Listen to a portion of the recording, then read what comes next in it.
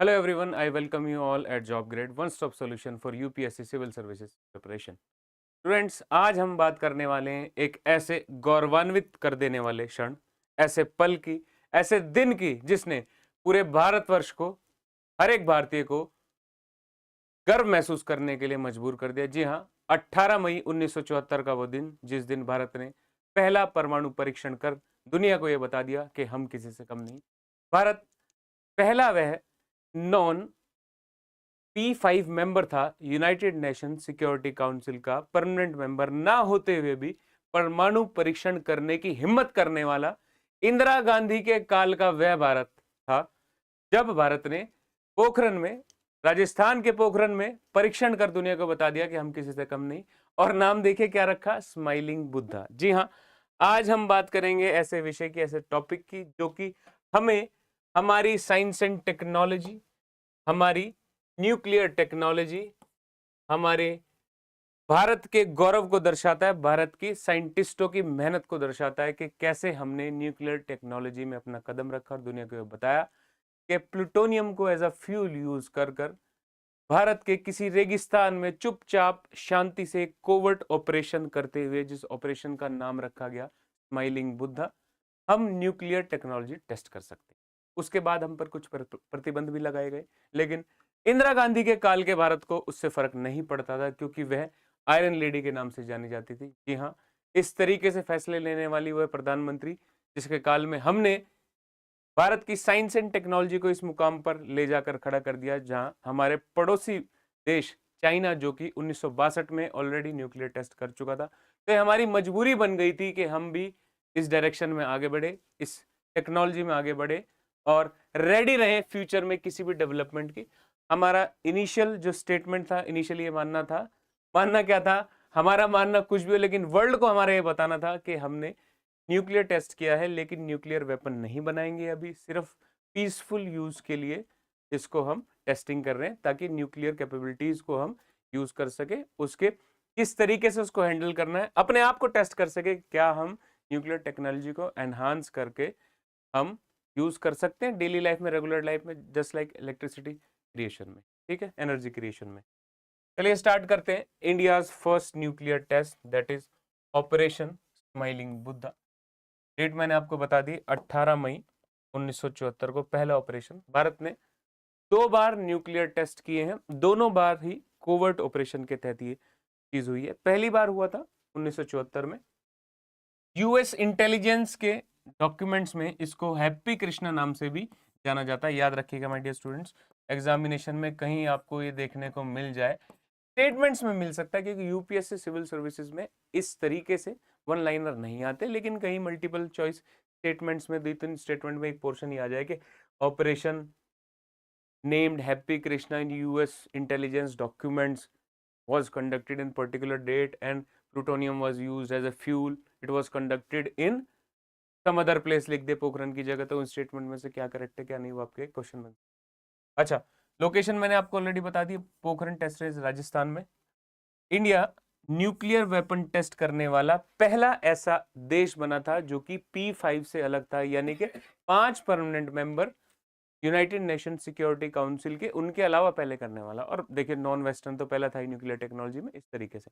अच्छा, plutonium core का इसमें इस्तेमाल किया गया था। एक्सप्लोजन में आप देख सकते हैं किस तरीके से एक मशरूम नुमा इस तरीके से गैसेस का और ऐसे धुएं का गुब्बार बनता है, इसी से पता लगता है। एक्चुअली में पता टेस्ट का कंपन से तो, अर्थक्वेक से तो पता लग ही जाता है, यानी कि एक शिवरन होती है, एक लेवल का, एक मैग्नीट्यूड का वहां पर अर्थक्वेक भी आता है छोटे लेवल का, और उसके साथ में इस तरीके का मशरूम नुमा जब धुएं का और गैसेस का गुब्बार उठता है तो उसी से यूजुअली पता लगता है कि इस फैसिलिटी पे, इस पर्टिकुलर जगह पर न्यूक्लियर टेस्ट हुआ है। रेडिएशन को काउंटर करने के लिए काफी सारी सावधानियां रखी जाती है। इसके अलावा जो सावधानियां सबसे जरूरी थी वो रखने वाली ये थी कि कोवर्टली इस ऑपरेशन को। अच्छा, यील्ड की मैं बात करूं, यहाँ पर जो है 6 से 10 किलो टन तक हमने जो है फ्यूल यूज किया था। याद रखिए, इस इतना हैवी जो एक्सप्लोजन था वो ज्यादा नहीं था। कुछ जगह पर यहाँ पर 8 टन भी है, तो ये इसका बीच बीच लगा लो आप, 8 भी कहीं आपको मेंशन दिखे, ठीक है, 6 से 10 माना जाता है, और 8 कहीं कहीं पर लिखा गया है कि इसकी यील्ड इस तरीके से हुई थी। और देखिए निशान, यानी कि उसके जो सबूत है किस तरीके से जमीन जो है इतने बड़े एरिया में जमीन का जो टुकड़ा है वो धंस जाता है। इस तरीके से आपको देखने को मिलता है एक्सप्लोजन में। इससे पहले आपने देखा कि किस तरीके से धुएं का और गैस का गुब्बार इस तरीके से उठता है, और ऐसे आपको जिस एरिया से उठा है वहां पर इस तरीके से डेप्थ क्रिएट हो जाती है, यानी कि इतना बड़ा विशाल का है गड्ढा वहां पर हो जाता है टेस्ट के बाद। अच्छा, यहाँ पर कौन कौन सी एजेंसीज इन्वॉल्व थी जो भारत की इस तरीके से जिन्होंने इस मिशन को सफल बनाने में कारगर भूमिका निभाई है? BARC, Bhabha Atomic Research Centre और आपकी डीआरडीओ। आपको पता है डिफेंस रिसर्च में जब भी कोई बात आएगी, जब भी कोई नई डेवलपमेंट होगी, कहीं ना कहीं आपको डीआरडीओ का नाम देखने को। डिजाइन जो किया गया था बॉम्ब, वो किया गया था, आप याद रखना, जो भी बॉम्ब डिजाइन हो रहे हैं बार्क में हो रहे हैं। जो पाकिस्तान में हमने एयर स्ट्राइक में जो बॉम्ब गिराए थे, याद रखना, वो भी बार्क में ही बनाए गए थे, याद रखना। Defence Research and Development Organisation अपनी जो है, इसमें डॉक्टर बीडी नाग चौधरी के अंडर ये हुआ था, और राजा रमन्ना डॉक्टर लीडरशिप में बार्क ने इसमें रोल अदा किया था अपना। अच्छा, एक बात याद रहे, एक कमीशन मैं आपको बता रहा हूँ, एटॉमिक एनर्जी कमीशन, जो कि होमी सेठना इसको हेड कर रहे थे, उस दौरान की बात है। ये कुछ ऐसे नाम है आपको देखने को मिल जाएंगे, सुनने को मिल जाएंगे, क्योंकि आज का दिन इतना इंपॉर्टेंट है। आज से 51 साल पहले ये घटना हुई थी, और आज भी हम उसको याद करते हैं तो वी फील प्राउड। जैसे कि आपने अभी देखा ऑपरेशन सिंदूर में किस तरीके से डिफेंस कैपेसिटी हमने दिखाई, एरियल आपने सुपीरियोरिटी दिखाई पाकिस्तान को। उस दौर को याद करो जब भारत की इकोनॉमी इतनी अच्छी नहीं थी, तो युद्ध हो चुके थे 1962 में चीन के साथ, और 1965 में पाकिस्तान के साथ, फिर 1971 में दोबारा तीसरा पाकिस्तान के साथ, जिसमें कि हमने पाकिस्तान के विभाजन कर कर एक नया देश बांग्लादेश बना दिया। उसके बाद जाकर ये घटनाक्रम होना, और अपनी साइंस एंड टेक्नोलॉजी को अपने देश की सुरक्षा व्यवस्था के लिए कितनी बड़ी चीज थी कि वी आर रेडी, भले ही 3 युद्ध क्यों ना हो गए हो। अभी अभी इंदिरा गांधी ने एक देश का विभाजन किया और अलग से बांग्लादेश बनाया है, हमारी फौज ने इतने बढ़िया लड़ी है, हमारी रॉ की भूमिका मारेगी। अब यहाँ पर हमारे साइंटिस्ट का कारनामा था, उन्हें दिखाना था कि हम क्या कर सकते हैं। ठीक है, as a nation, as a citizen, कितने प्राउड करने वाला ये बात है, ये दिन है, 51 साल इस बात को होगा। ठीक है, की मटेरियल्स जो है याद रखिएगा, न्यूक्लियर रिएक्टर जो है कनाडा से इंपोर्टेड था, और जो हैवी वाटर की फैसिलिटी थी वो यूएस से थी। पर यूएस को नहीं पता था कि इसका यूज किस तरीके से, क्या हम टेस्टिंग कर रहे हैं या फिर उसको एनहांस कर रहे हैं और चीज बना रहे हैं, नहीं पता लगने दिया। कैसे नहीं पता लगने दिया? बिकॉज जो टाइट कंट्रोल था कोवर्ट ऑपरेशन का, वो प्राइम मिनिस्टर के हाथ में था। इस प्रकार की याद रखना माय डियर स्टूडेंट्स, जब भी कोई एक्टिविटीज होंगी जो कि काफी सीक्रेट होंगी, कोवर्ट होंगी, उसमें active involvement prime minister direct उसको हैंडल करता है, डायरेक्ट देख रहे होते हैं, और ये सुनिश्चित करते हैं कि बात लीक ना हो, और कुछ उनके एडवाइजर्स, बिल्कुल क्लोज एड्स जो होते हैं उनके, वो इस चीज का ध्यान रखते हैं। और आर्मी ने बहुत बड़ा रोल प्ले किया गया, क्योंकि आप जानिए पोखरन के आर्मी बेस पर ही, मतलब कि एक सिक्योर फैसिलिटी में ही ये टेस्ट हुआ था। और दूसरा टेस्ट जो हुआ था मिशन शक्ति, वो भी पोखरन में ही हुआ था, उसमें भी आर्मी की बहुत बड़ी भूमिका। साइंटिस्ट जो थे वो कैमोफ्लाज, जो आर्मी की ड्रेस होती है, उसको पहन करके ऑपरेशंस करते थे, और नाइट में ये करते थे। और यूएस के सैटेलाइट्स के जो 2 सैटेलाइट्स के बीच का जो गैप होता है कवर करने का, उस गैप में वो वर्क करते थे। इस पूरे ऑपरेशन पे, इस पूरी प्रक्रिया पर एक मूवी है बॉलीवुड की, आप उसको देखना, परमाणु नाम की एक मूवी है। यूं तो बॉलीवुड कम ही ऐसी मूवी बनाता है, आप परमाणु नाम की मूवी है, इसको देख सकते हैं, जॉन इब्राहिम इसमें एक्टर है, बहुत ही अच्छी मूवी है, अच्छे से समझाया है, मिशन शक्ति को समझाया हुआ है। स्माइलिंग बुद्धा की हम आज बात कर रहे हैं, ठीक है, लेकिन आप समझ जाएंगे सिमिलर इस तरीके से कोवर्ट ऑपरेशन को मेंटेन किया जाता है। अच्छा, जब ये टेस्ट हो गया उसके बाद अब सिग्निफिकेंस क्या थी, हम क्यों चिल्ला रहे हैं, हम आज भी 51 साल बाद भी इसकी क्यों बात कर रहे हैं, क्या इसमें इतना खास था? देखिए, पहला ऐसा देश बना था जो P5 के अलावा, P5 कौन कौन से याद रखना, यूनाइटेड स्टेट्स, सोवियत यूनियन जिसको हम आज रशिया कहते हैं, USSR, United kingdom, UK, England, France और चाइना, इनके अलावा किसी ने टेस्ट करने की हिम्मत की, वो था भारत। अच्छा, तो टेस्ट को हमने क्या किया, पीसफुल न्यूक्लियर एक्सप्लोजन, यानी कि हम दुनिया को यह बता रहे थे कि we don't have any intention to develop nuclear weapon after this test. बस हमें ये टेस्टिंग फैसिलिटी करनी, देखना था कि किस तरीके से इसको न्यूक्लियर एनर्जी को एनहांस कर सकते हैं। बिल्कुल माय डियर स्टूडेंट्स, वर्ल्ड में इसी तरीके से डिप्लोमेसी के तहत डील किया जाता है। आपको अपना काम करना है तो करना है, देश की सिक्योरिटी के लिए, देश के डेवलपमेंट के लिए। जस्टिफिकेशन दे सकते हैं, देखिए ना, पाकिस्तान आतंकवाद कर रहा है भारत के खिलाफ, कहीं किसी बड़ी एजेंसी में जाकर, किसी बड़े फोरम पर जाकर वो एक्सेप्ट करता है, भले ही उसके कितने सबूत न दे जाए। अभी IMF से लोन लिया है और जाकर उसको डिस्ट्रीब्यूट कहां पर कर रहा है, जो डेजिग्नेटेड, यूएन डेजिग्नेटेड जो टेररिस्ट है, उनकी फैमिलीज के मारे जाने पर 1-1 करोड़ या 10-10 करोड़ के हिसाब से वो बांट रहा है। कितना मतलब विभत्स है, कितना चिंताजनक है, कितना दुर्भाग्यपूर्ण है कि वर्ल्ड की एजेंसीज की आंख बंद है इस तरीके से लोन बांट रहे। बहरहाल हम आते हैं अपने टॉपिक पर। तो टेक्नोलॉजिकल कैपेबिलिटी दुनिया को दिखा दी कि कैसे हम न्यूक्लियर रिसर्च और डेवलपमेंट में अपनी धाक जमा सकते हैं, अपने आप को साबित कर सकते हैं। बिल्कुल माय डियर स्टूडेंट्स, ये रहा। लेकिन दुनिया के सामने जब कोई कंट्री जो कि इस लेवल पर नहीं थी और ऐसी हिमाकत करेगी, तो उनका रिस्पॉन्स भी तो कुछ आएगा। त्वरित रिस्पॉन्स जो आया वो आया न्यूक्लियर सप्लायर्स ग्रुप का बनना, NSG का फॉर्मेशन जो हुआ नवंबर 1975 में, NSG का फॉर्मेशन हुआ।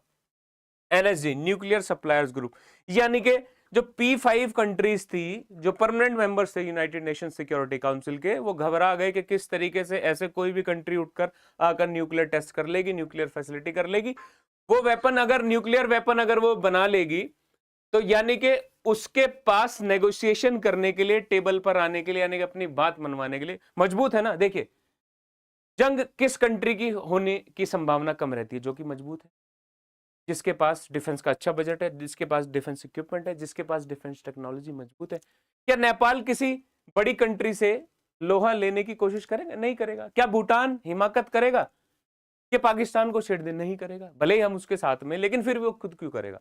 बिकॉज अपने हिसाब से, अपनी कैपेसिटी के हिसाब से देखते हैं। तो अगर कोई कंट्री न्यूक्लियर फैसिलिटी में, न्यूक्लियर टेक्नोलॉजी में डेवलप हो रही है, तो there are chances they will develop nuclear weapon at some point of time, इसलिए वो मजबूत हो जाते हैं। तो वो P5 कंट्रीज नहीं चाह रही थी, पर दुनिया के चौधरी ये नहीं चाह रहे थे कि कोई और कंट्री भी उठकर आए और उनका सामना। बिल्कुल, इसलिए NSG बनाया गया। अभी फिलहाल 48 न्यूक्लियर सप्लायर कंट्रीज हैं। इंडिया एस्टेब्लिश किया गया 1974 में, और मीटिंग जो है, फर्स्ट मीटिंग हुई 1975 में हुई, 74 में, यानी कि त्वरित कार्रवाई हुई थी। याद रखना इस बात को, ठीक है। That voluntary adhere to export guidelines for nuclear material equipment and technology, यानी कि न्यूक्लियर मटेरियल, इक्विपमेंट और टेक्नोलॉजी के लिए गाइडलाइन बना दी कि किसको देना है, किसको नहीं देना है। हम नहीं चाहते कि सभी डेवलप करें इस तरीके से। बात समझ में? NSG की बात करते हैं। अच्छा, अदर देन दिस, प्राइमरी जो है एम है, प्रिवेंट करना है प्रोलिफरेशन ऑफ न्यूक्लियर वेपन्स, यानी कि और जनरेशन नहीं होना, और नए न्यूक्लियर वेपन ना बने। न्यूक्लियर वेपन की संख्या इतनी ना बढ़ जाए कि हर कोई न्यूक्लियर वेपन बनाने लग जाए। न्यूक्लियर वेपन अगर आतंकवादियों के पास लग गया तो वर्ल्ड के लिए बहुत बड़ा खतरा है, किसी को भी आंख दिखा देंगे। अभी तो यूएस जो डरता है, मैं बता रहा हूँ, दुनिया में किसी कंट्री से यूएस डरता नहीं होगा जितना वे नॉर्थ कोरिया से डरता है, क्योंकि जब भी किम जोंग का मन करता है, वो एक hydrogen bomb, nuclear bomb test कर देता है और यूएस को आंख दिखाकर बात करता है, चाहे वो ट्रंप हो, बाइडन हो, ओबामा हो, या फिर उससे पहले बुश फैमिली क्यों ना हो, कोई फर्क नहीं पड़ता। इसीलिए देखिए, जिसके पास, जिसकी टेक्नोलॉजी मजबूत है ना, वो टेबल पर मजबूत है, वो किससे नहीं डरेगा। बात समझ में आ रही है? P5 यही नहीं चाह रहे थे, इसलिए NSG बना। अच्छा, क्या रिक्वायरमेंट है? इंपोर्टिंग जो स्टेट्स हैं वो प्रोवाइड करें एश्योरेंस, यानी कि जो भी nuclear material, whichever country is importing nuclear material must ensure that, assurance दे कि आप उसको न्यूक्लियर वेपन की डेवलपमेंट के लिए यूज नहीं करोगे। अब आप कहेंगे सर इंपोर्ट ही क्यों कर रहा है अगर उसको न्यूक्लियर वेपन डेवलप नहीं करना? तो न्यूक्लियर एनर्जी के थ्रू वह इलेक्ट्रिसिटी जनरेशन करता है, बिल्कुल उसका, उसकी जो सफाई रहेगी वो इसी प्रकार से रहेगी। इसमें आगे बढ़ते हैं और ये जानते हैं कि कैसे न्यूक्लियर वेपन्स को यूज करना है, नहीं करना है, न्यूक्लियर टेक्नोलॉजी को यूज करना है। तो इसके रिगार्डिंग एक भारत की एक पॉलिसी है, that is India's nuclear policy, India's nuclear doctrine.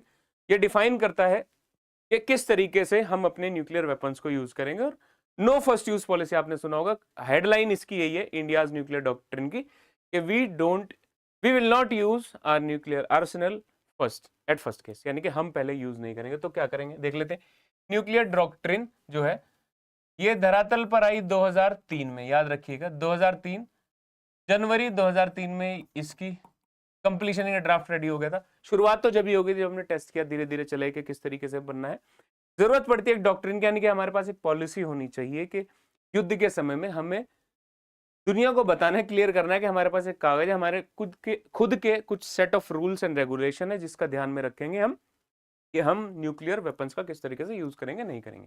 ठीक है, तो 1998 के टेस्ट के बाद, जो कि हमारा सेकंड था मिशन शक्ति के बाद, हमने आउटलाइन किया how India would approach nuclear arsenal. सबसे पहली बात के building and maintaining credible minimum deterrent, यानी कि कम से कम major means possessing a nuclear arsenal that is sufficient to deter any potential adversary, यानी कि उतना अमाउंट बनाएंगे। आप याद रखिएगा वर्ल्ड में सबको जो भी न्यूक्लियर वेपन्स वाली कंट्रीज है उनको बताना पड़ता है वर्ल्ड की एजेंसीज को कि हमारे पास अभी कितने न्यूक्लियर वेपन्स है, और मिनिमम उतने रखेंगे जितने हमें जरूरी का हिसाब कैसे लगेगा, जैसे कि हमारे जो कॉन्फ्लिक्ट होने की संभावना है दो कंट्रीज के साथ हो सकती है, पाकिस्तान और चाइना, तो उनके पास जितना है उसकी एवरेज में हम मेंटेन कर सकते हैं, that is called minimum deterrence. बात समझ में आ रही, यानी कि सफिशिएंट जितनी हमें रिक्वायरमेंट है। क्लियर है, इसमें इंक्लूडेड है, ऐसा नहीं है कि केवल आप एयर फैसिलिटी यानी कि एयर वेपन आप न्यूक्लियर रख सकते हैं या फिर लैंड के रख सकते हैं, या सी न्यूक्लियर ट्रायड में तीनों आ गए, लैंड बेस्ड, एयर लॉन्च्ड और सी बेस्ड तीनों। और माय डियर स्टूडेंट्स याद रखना, we have the capacity to launch nuclear weapon through all these three facilities. हम इतने मजबूत है आज के समय, याद रखना इस बात को। क्लियर है, इस डॉक्ट्रिन में थोड़ा आगे चलते हैं। सेकंड बात क्या है कि posture of no first use, ये तो टैग लाइन है, ये तो हेडलाइन है हमारी इंडियाज न्यूक्लियर डॉक्ट्रिन की, एनएफयू नो फर्स्ट यूज। हमने डिक्लेयर किया हुआ है कि पहला वार हम नहीं करेंगे न्यूक्लियर का, याद रखना। वो अभी जो किराना हिल्स में आप देख रहे हैं इत्तेफाक से वो हो गया है, बिकॉज यूजुअली क्या होता है इंडिया और पाकिस्तान एक दूसरे के साथ अपने न्यूक्लियर आर्सेनल्स यानी कि न्यूक्लियर जो आपकी फैसिलिटीज है, जो न्यूक्लियर वेपन्स की जो आपने रख रखाव है उसके कोऑर्डिनेट शेयर करते हैं, ताकि कैसा भी कॉन्फ्लिक्ट हो, जो कन्वेंशनल वॉरफेयर अभी जो चली थी, भले एयर वॉरफेयर है, कन्वेंशनल मतलब नॉन न्यूक्लियर वॉरफेयर है, तो इस दौरान गलती से कहीं ऐसा अटैक ना हो जाए जो कि न्यूक्लियर फैसिलिटी को हिट कर दे और उससे क्या हो जाए, रेडिएशन का खतरा हो जाए, इसलिए कोऑर्डिनेट शेयर करते हैं। लेकिन पाकिस्तान इस मामले में बिल्कुल भी निकम्मा है, उसने क्या पता ऐसा हुआ है, क्योंकि अभी रेडिएशन की जांच भी हो रही, बहुत सारी चीजें होती है, हवा में दब जाती हैं, बातें दब रही है, लेकिन बिना आग के धुआं नहीं उठता। याद रखना स्टूडेंट्स, ये बात अगर उठी है तो कहीं ना कहीं भारत की एयर स्ट्राइक में किराना हिल्स में प्रेजेंट फैसिलिटीज में न्यूक्लियर आर्सेनल कहीं ना कहीं हिट हुए, परेशानी हुई, दिक्कत कुछ ना कुछ हुई है। ठीक है, will only use in retaliation against nuclear attack on Indian territory और Indian forces anywhere। भारत की फोर्सेस पे कहीं भी न्यूक्लियर अटैक होता है तो हम उसको अटैक कर सकते हैं, यानी कि हम रिस्पॉन्ड करेंगे। ये फर्स्ट यूज वाली केस में नहीं होगे, सेकंड यूज होगे, यानी कि अगर हम पे न्यूक्लियर अटैक होगा तो ही हम करेंगे, इसका मतलब यही है नो फर्स्ट यूज का। ठीक है, दूसरी बात, अगर chemical biological weapon attack Bharat की फोर्सेस पर भारत पर होता है तो हम न्यूक्लियर वेपन यूज करेंगे, बिल्कुल, ये हमने अपनी पॉलिसी में क्लियर करा है। Non use of nuclear weapon against non nuclear weapon state, यानी कि जो ऐसी कंट्री है जिसके पास न्यूक्लियर वेपन नहीं है, हम उसके ऊपर न्यूक्लियर वेपन नहीं यूज करेंगे। बात समझ में आएगी, ये कुछ डिटेल्स है, आपको पता होनी चाहिए। आज 51 साल पूरे हो रहे हैं इस बात को, तो हमें अपनी डॉक्ट्रिन को भी देखना है किस तरीके से। Nuclear retaliatory attack can only be authorised by the civil political leadership. अब भारत में क्या है कि फौज डिसाइड नहीं करेगी कि न्यूक्लियर वेपन इस्तेमाल करना है या नहीं करना है, the civil political leadership will decide that this is the right time or not to use nuclear weapon in particular conflict। बात समझ में आ गई, यहां पर चीज क्लियर है। न्यूक्लियर कमांड अथॉरिटी होती है, याद रखिएगा। पॉलिटिकल काउंसिल होती है जो हेड की जाती है पीएम, पीएम यानी कि हाईएस्ट अथॉरिटी है इसको डिसाइड करने के लिए कि न्यूक्लियर वेपन का इस्तेमाल किया जाए या नहीं, क्योंकि ये बहुत बड़ी चीज है, इसके बाद कोहराम मच जाएगा, बहुत रिस्पॉन्सिबिलिटी वाली चीज है। देखिए, जिसके पास ज्यादा शक्ति है यानी कि न्यूक्लियर एनर्जी यानी कि बहुत बड़ी जिम्मेदारी वाली बात है, तो रिस्पॉन्सिबिलिटी भी उतनी बढ़ जाती है। तो जहां पर बड़ी रिस्पॉन्सिबिलिटी होती है तो जो इलेक्टेड कैंडिडेट्स का लीडर है दैट इज प्राइम मिनिस्टर, उसके पास ज्यादा रिस्पॉन्सिबिलिटी है। Nuclear command authority headed by prime minister of India authorise करता है न्यूक्लियर वेपन को। अच्छा, एग्जीक्यूटिव काउंसिल भी यहां पर होती है जो कि एनएसए नेशनल सिक्योरिटी एडवाइजर इसमें होता है, यानी कि पीएम और एनएसए इन्वॉल्व होंगे क्या हमें न्यूक्लियर वेपन यूज करना है नहीं करना है, that is our political council, ये डिसाइड कर रही है। अदर देन दिस कमिटमेंट हमारी क्या है, गोल है न्यूक्लियर वेपन फ्री वर्ल्ड। बिल्कुल हम भी चाहते हैं कि न्यूक्लियर वेपन फ्री वर्ल्ड हो, लेकिन ऐसे नहीं चाहते कि सबसे पहले हम न्यूक्लियर वेपन अपने कम करें। अगर P5 कंट्रीज ने न्यूक्लियर वेपन डेवलप करे हैं, उसके बाद उन्होंने इस प्रकार की ट्रिटीज वगैरह साइन करवाने की दुनिया में कोशिश करी है कि कोई और ना बनाए, कोई और ना बनाए, तो जो शुरुआत होगी न्यूक्लियर वेपन को कम करने की वो सभी से होगी, उन P5 कंट्रीज को, उन बिग कंट्रीज को, उन G7 कंट्रीज को भी ये चीज ध्यान में रखनी होगी कि आपको भी न्यूक्लियर वेपन कम करने होंगे, तभी हम करेंगे। हम तो चाहते हैं बिल्कुल, जब सब करेंगे तो हम भी करेंगे। लॉन्ग टर्म गोल है यूनिवर्सल न्यूक्लियर डिसआर्मामेंट का। डिसआर्मामेंट यानी कि न्यूक्लियर वेपन कम करना। बात समझ में आ गई? We are committed for that. अच्छा, बात ये समझ में आ गई है हमें कि हम कमिटेड हैं सब के लिए। लेकिन माय डियर स्टूडेंट्स, हम दुनिया में जितनी भी यूनाइटेड नेशन या अदर एजेंसीज द्वारा जितनी भी ट्रीटीज है उन सबके सिग्नेटरी नहीं है, because they are discriminatory at some point. अगर P5 ने डेवलप कर लिया तो वो खुद ही मिलके वो एक पॉलिसी बना रहे या फिर एक फॉरम बना रहे जिसमें कह रहे कि एक ट्रीटी साइन कर लेते हैं कि कोई और नहीं बनाएगा, तो हमने सभी को नहीं माना। वन बाय वन उसको देखते हैं, क्विकली इस सेशन को खत्म करते हैं। बहुत ही मजेदार ये इन्फॉर्मेशन मैं आपको बता रहा हूँ, आपके सिविल सर्विसेज एग्जामिनेशन के प्रीलिम्स, मेंस या इंटरव्यू फेज में कहीं भी आपको ये काम आ सकती है। बहुत ही इंपॉर्टेंट सेशन है, 51 साल पूरे हो रहे हैं उस स्टेटस इंटरनेशनल ट्रीटीज और न्यूक्लियर वेपन्स को लेकर अबाउट। सबसे पहले आती है हमारे पास एनपीटी, जो कि 1968 में साइन की गई थी। देखिए, जब तो हमने टेस्ट भी नहीं किया था तो कोई केस नहीं बन सकता, लेकिन क्या बात थी, हमने उसके बाद भी डिक्लाइन किया टेस्ट के बाद के NPT, non proliferation treaty, nuclear non proliferation treaty को हमने साइन नहीं किया 1968।